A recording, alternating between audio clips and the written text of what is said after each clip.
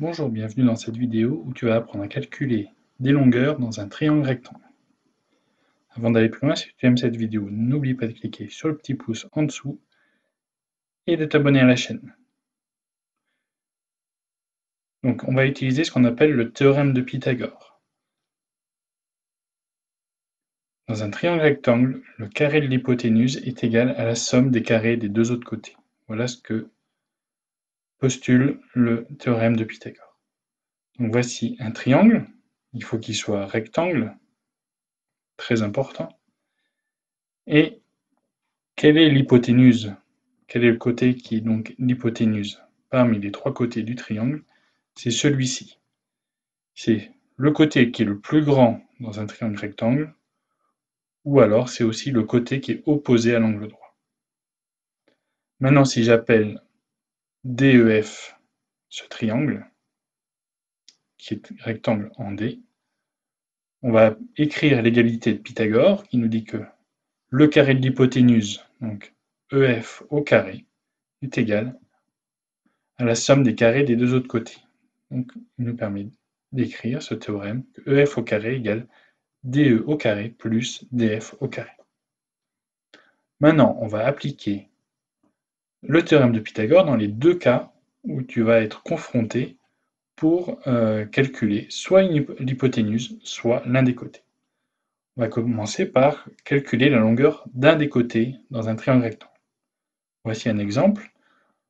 On va te demander de calculer la longueur du segment LP dans le triangle LPM qui est rectangle en P.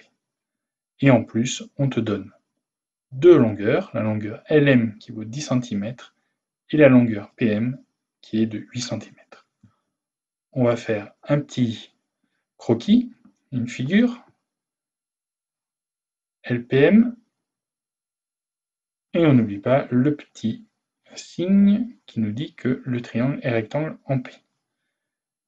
Voilà, ensuite on a aussi l'hypothèse sur les deux longueurs des côtés, LM et PM. Voilà, et nous, ce qu'on va calculer, c'est le troisième côté. C'est ça l'utilité du théorème de Pythagore.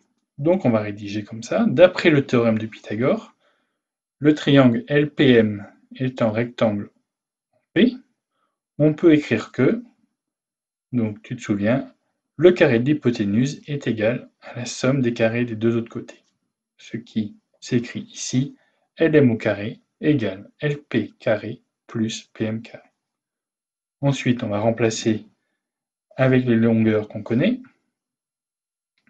ce qui nous donne que 10 au carré, puisqu'on LM vaut 10, égale LP au carré. Ben, LP, on ne le connaît pas, donc c'est ce qu'on va chercher, plus PM au carré, donc 8 au carré.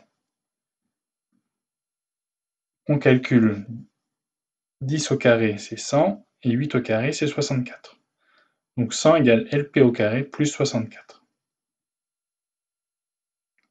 Donc LP au carré, on peut essayer de le trouver en disant quel est le nombre qui, quand on l'additionne à 64, donne 100. Ou alors, on peut l'écrire de cette façon, LP carré égale 100 moins 64. Donc, tu aurais trouvé 36 avec l'autre méthode, là aussi. Donc, on a que LP au carré égale 36. Donc, pour calculer la longueur du côté, on prend la racine carrée de 36. Et donc, LP égale racine carrée de 36.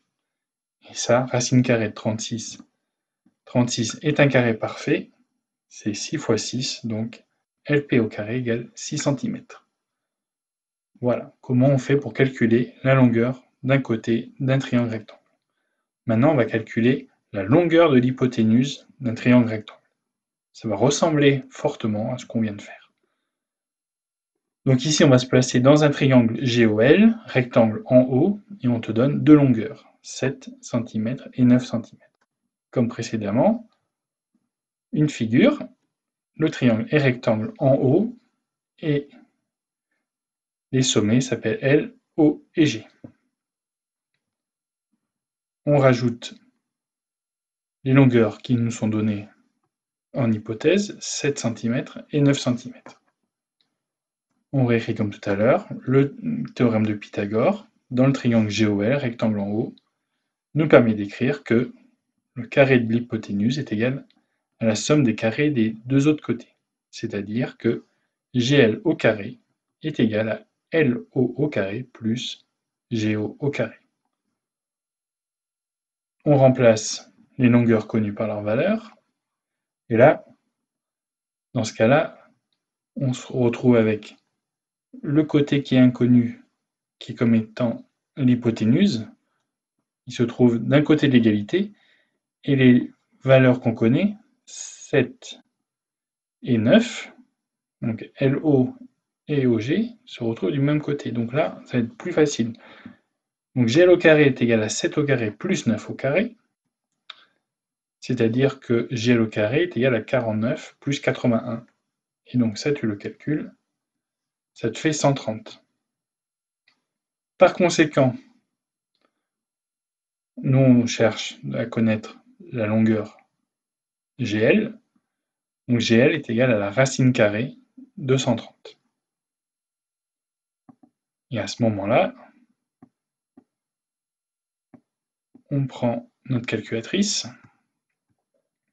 et on va calculer ce que fait racine carrée de 130. Racine carrée de 130. On appuie ici sur SD et on trouve 11,40 et ça continue derrière. Donc on va dire qu'on va arrondir notre résultat à 2 chiffres après la virgule. Donc que GL est égal à 11,4, valeur approchée, donc le signe égal se transforme en une approximation. Cette vidéo est terminée, j'espère qu'elle te sera utile et je te dis donc à bientôt.